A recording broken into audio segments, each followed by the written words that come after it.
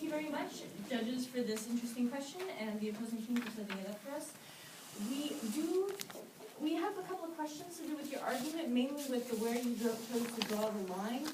We would argue an alternative thesis that we believe it is inappropriate to use laugh jokes or rape jokes to belittle the low or belittle the victims, but it is acceptable to use to laugh at the mighty and point out problems in culture, because for several reasons. We would argue against those that both believe that all rape jokes are acceptable in all circumstances, and those who believe no rape jokes are acceptable in any circumstances because it hurts all individuals responsible and you don't know the harm that you could be causing. We believe that it is, for example, a symptom of a healthy culture to invite rape jokes, and the conclusion we'd like to mention on that is South Africa at the moment, very rarely, rape jokes are fairly taboo, but that is because they have a very large problem with rapes being prevalent in that area. And we're going to go over some of the other reasons why we think this is, why rape jokes would be acceptable in an alternative reasons. Delaney will offer a few facts. Our Kantian Rachel will talk about the Kantian perspective. Our utilitarian Christopher will talk about a few of his opinions, and Winston will present from the virtue ethicist standpoint and present a new paradigm. So the problem of rape jokes has been increasing, obviously due to a lot of social networking sites and other things like that. It makes them more prevalent. But however, the actual rape has been decreasing by 6% annually, so the correlation between the two is highly unlikely.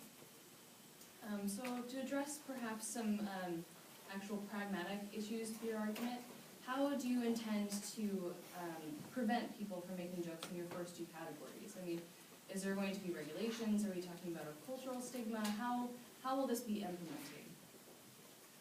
Furthermore, you talk about this idea of making rape taboo, and the idea is, if you outlaw the first two categories, you attach social stigma to making, using the word out of context or making a joke as not a victim. We can assume that the uses of these jokes by victims is going to be so infrequent that it's going to be made taboo, and you're essentially making it taboo. The question is, making something taboo does not actually remove it as an act that happens. Much to the contrary, things that aren't talked about in common society aren't thought about in common society. If nobody's talked about in your neighborhood, cars getting broken into or having to worry about that, you're not consciously thinking about locking your car, you're not worried about it. When rape jokes move out of the public eye altogether, when nobody's thinking about rape anymore because it's now taboo to even mention it in polite conversation, it's not thought about, and that's important. We need to keep this in the public eye. Furthermore, I'd like to mention in addition that the Bureau of Justice Statistics indicates that there is a severe problem with underreporting, and I think that reducing awareness of rape as a problem in the society would lead to further problems with underreporting. And just a proposition, but you made some very sound points, and I might not necessarily argue all of them, but you emphasized that there be only one, like you define those who tell rape jokes, and then define one specifically which could, that being the victim.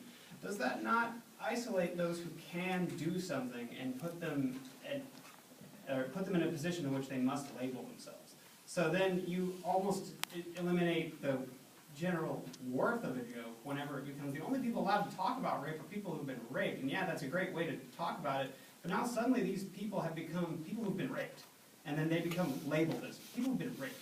So then as people are limited in a way that appropriateness to something becomes somewhat binding, and I know you didn't necessarily propose an actual like code or system, but I was just wondering if you had any considerations on other repercussions from actually making this a real taboo aside from the directives. what we're concerned with is the idea that if you were a rape victim, making a rape joke in public, you are essentially then labeling yourself as a rape victim. You are now the rape victim in the group, and that's concerning. Yes. We propose an alternative theory of humor that I think would better approach the situation, which is that humor is appropriate when the mighty are brought low, but not when the low are brought further low. It isn't appropriate to make fun of the victim. However, it is appropriate and mirthful to use jokes that might make fun of the behavior of rapists.